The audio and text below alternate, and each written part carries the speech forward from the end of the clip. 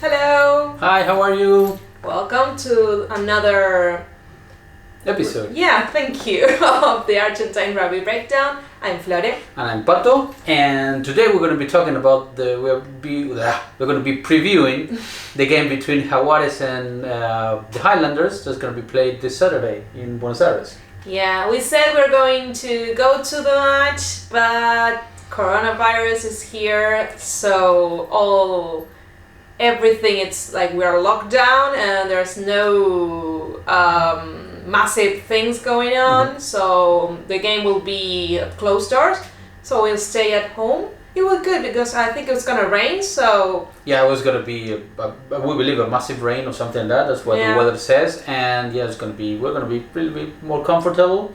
Yeah, not wet at least. No, we're gonna be able to watch the Sales game that plays before that, so, well, it's gonna be we'll see what happens in the next weeks, but for now, games are gonna be at least closed doors. Yes, any sports we're gonna be in closed doors, and we don't know exactly. We don't know what's gonna happen the upcoming games. I guess the week after this one is gonna be Stormers, if I'm not mistaken, and we don't know what's gonna happen. We don't know if Sansa is gonna declare something, because tons of tournaments are taking breaks. The Major League Rugby is taking break. Tournaments in Europe are taking break. Rugby ones and football also. Superliga Americana Rugby as well. Corinthians game, it's closed doors. The Brazilian one. Yes, the Brazilian. Olympians against Corinthians. They're going to be playing closed doors as well in Paraguay.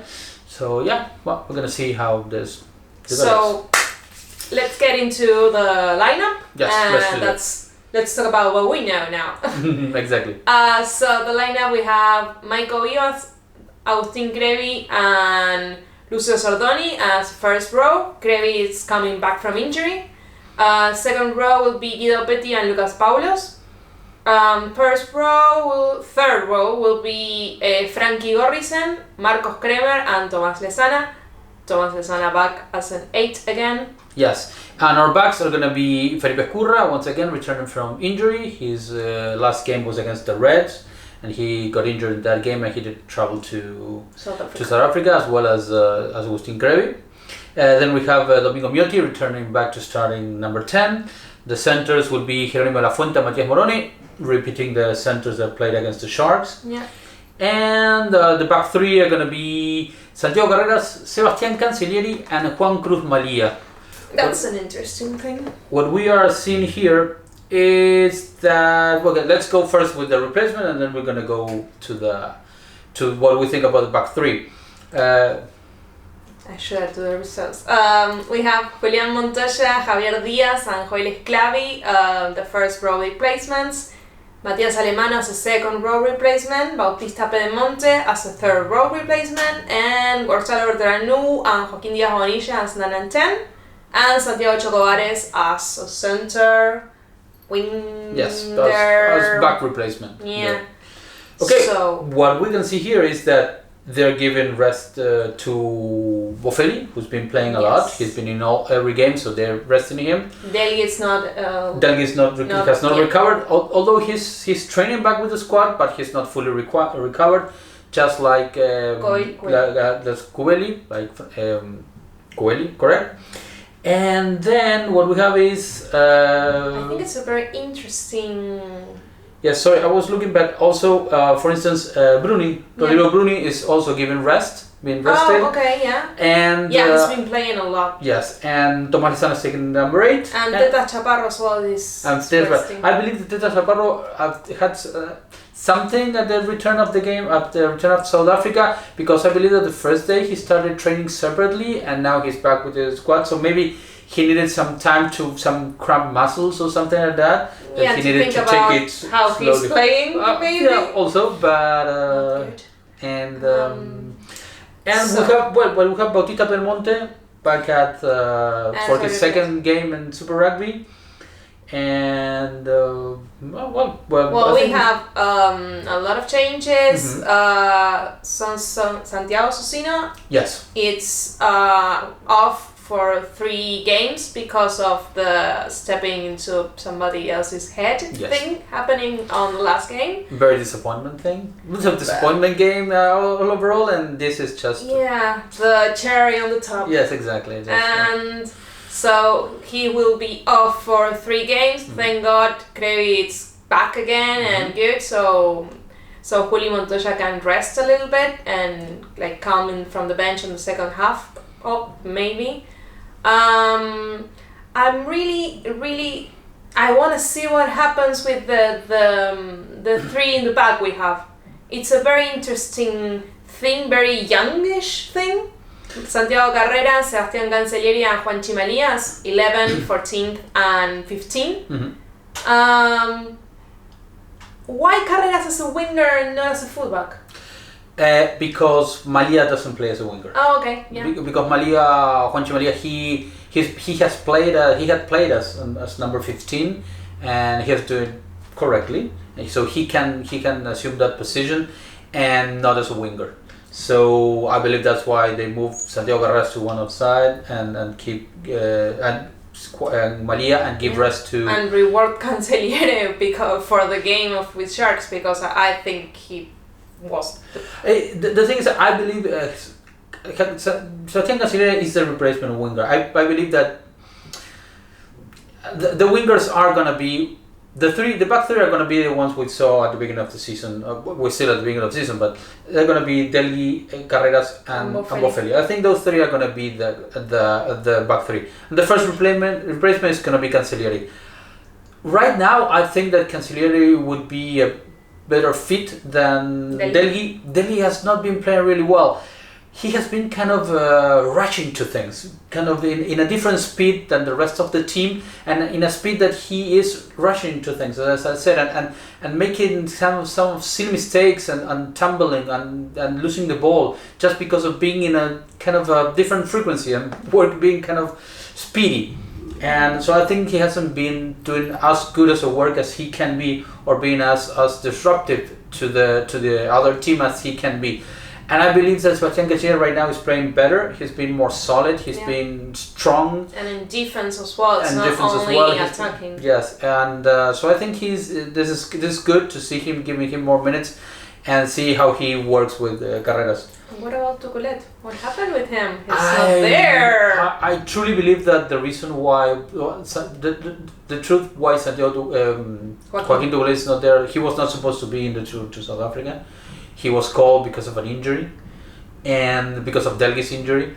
I don't think he's in the same level of the rest of the team. I don't think it's just the lack of games. I think his rhythm, his performance hasn't been good. Maybe it's a lack of game. Maybe Joaquin Tuculet should be playing with Sabres. Maybe he should be getting minutes, returning to the rhythm of game in Sabres. I don't think that will. I agree with you. I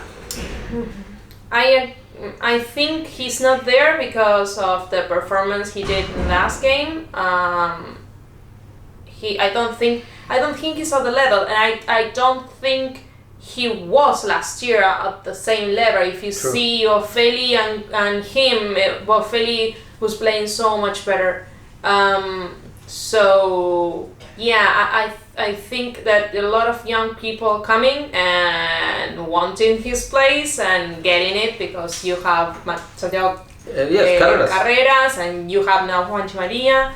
So I don't think Sabres will be the solution. Maybe, and I don't think they will send him to play there. I don't know. I don't know, but to be honest, the team, the whole squad played really bad last game. So and he scored a try, almost 2 tries. Yes.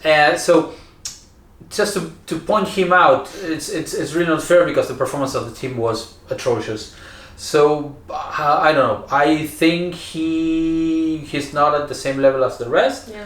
Maybe he needs more minutes. I don't know. Maybe he needs more confidence. I don't know. But the idea that he was not supposed to be in the tour gives us an idea. Or gives me an idea that he was not at least ready to start a game or be in this first group of players that start the tournament. Yeah.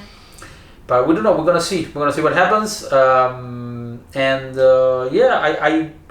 I don't know. I think Guido Petty hasn't had that much rest also, but I do think he gives energy to the pack, and that's the reason, like, he's the experienced player there, and maybe that's the reason he stays so many games playing, because he hasn't been like resting. He has been playing from the beginning or as a replacement. Yes, true, but the thing is, we only have 3 locks. Yes. Three second rowers. So they're always gonna be one in the bench. The only reason why Kremers was there because Alemano was injured. Was HIA, sorry. But if Alemano was available, if the 3 were available, they will be rotating all the time. So every time one was gonna be in the bench. I'm not that sure. That's what I think. We will never know until we have all our players back. But we have all our players are back. We have Guido Bet, Luca Polo, Matias Alemano are all back. Yeah. Alemano is on the reserve, so our 3 locks are available to play. Oh yeah, true. And they are moving in this way. Okay. I think that those 3 are the ones that are going to be playing, and they're going to be changing. One day is 2, the next game 1 goes to the bench, other 2. They'll be distributing the minutes and the work between the 3 of them. We also have seen that our first rowers, the starting ones and the replacements, are the same combination used in the game against Reds. The combination was announced against the Red, but Krabi got injured before the game. Damn it. And so he was not available. Yeah. Just like the centers, Geronimo De La Fuente, Matias Moroni were supposed to be the 2 centers, but De La Fuente got injured just before the game, so they're not. Actually, it's almost the number 9, number 10, number 12, number 13 are supposed to the 4 players that were announced in the squad for the Reds game, and Geronimo De La Fuente got injured, so he was not there. He has the memory of an elephant. I don't understand how he does it. So he will correct me a lot, because I do forget things a lot. So, and that's good, because that's your job. Yes, correcting me.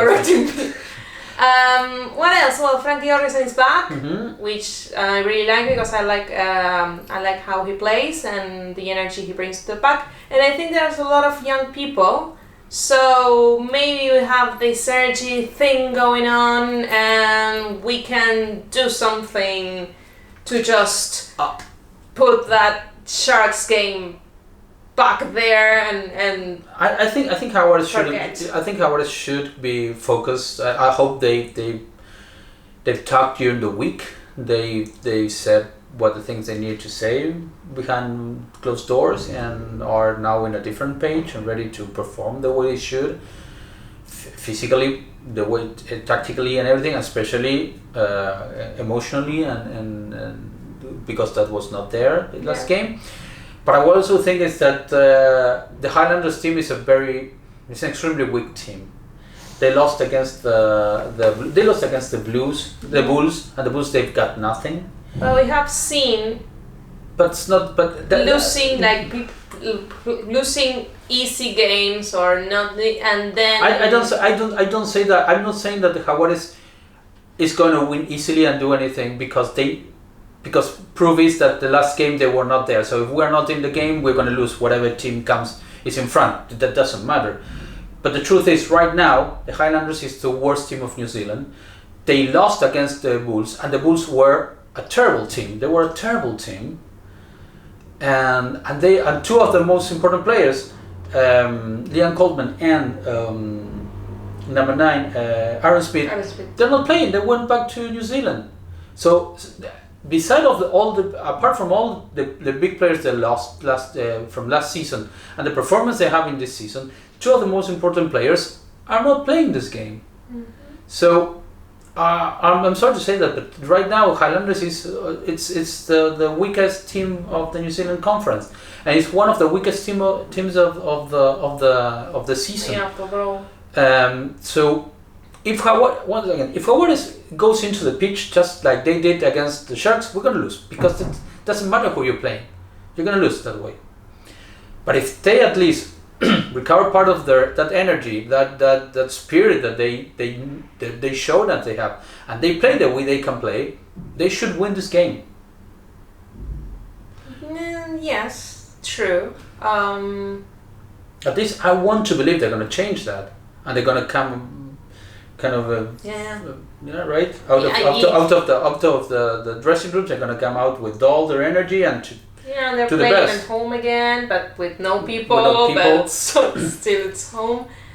Well, actually, a friend of ours today, he crossed paths with Moroni, and they were talking. Moroni was really complaining. He was really sad, really upset that there were not going to be any fans in the stadium. They're going to be playing at closed doors. Yeah.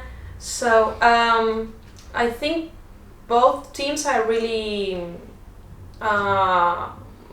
down and emotionally. I think the Highlanders, because of all their situation, that they're not doing well at all this year, and Jaguares has I think they're coming beating up, and they come in with a flight, and I don't know. I wanna think Jaguares will win it, but my confidence is a little bit shaken from the last game.